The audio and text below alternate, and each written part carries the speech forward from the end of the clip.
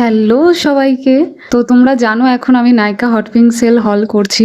এর আগে দুটো ভিডিও আমার দেখানো হয়ে গেছে, তো আজ হলো পার্ট 3। আমি আসলে এখন টাইম খুবই কম পাচ্ছি, তো এই ভিডিওটাতেও খুব কম প্রোডাক্টই দেখাতে পারছি। পরের হল ভিডিওগুলোতে বেশি করে প্রোডাক্ট দেখাবো।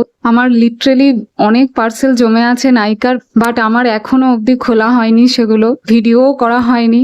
তাড়াতাড়ি সেই ভিডিও আসছে, প্লিজ তোমরা ওয়েট করে যাও। তো আজকের ভিডিওতে এলফের আমি লিপ লাইনার কিনেছিলাম। ফার্স্টে হচ্ছে এই লিপ লাইনারটা, এটার শেড হলো স্পিল দ্য টি।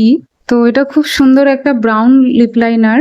আমি এখানে হাতে তোমাদের দেখাচ্ছি, লিপ লাইনারটা খুব স্মুথ আর কালারটাও খুব পছন্দ হয়েছে আমার।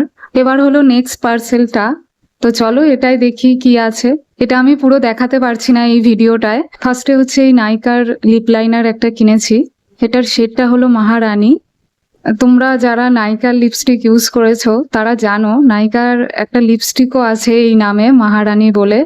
ওটা ওয়ান অফ দ্য বেস্ট আমার মনে হয় রেড লিপস্টিক। আমি এতদিনে যত রেড ইউজ করেছি, বাট ওরকম রেড লিপস্টিক আমি ইউজ করিনি। তোমরা যারা এই শেডটা ইউজ করেছো তারা জানো যে ওই রকম রেড লিপস্টিক শেড আর নেই কোথাও। আমার কাছে প্রচুর রেড লিপস্টিক আছে, বাট ওরকম নেই। নাইকার রেড শেডটা খুব রয়্যাল একটা রেড শেড। আমি এতদিন সত্যিই চাইতাম যে ওইটার শেডের কোনো লিপ লাইনার আমার হোক, বাট এতদিন ছিল না। এতদিন পরে নায়িকা এটা লঞ্চ করেছে, তো এই শেডের একটা লিপ লাইনার পেয়ে আমি সত্যিই নিজেকে আটকে রাখতে পারিনি। আমি এই লিপ লাইনারটা কিনে ফেলেছি। জাস্ট মতো এখানেই শেষ করছি, টাটা।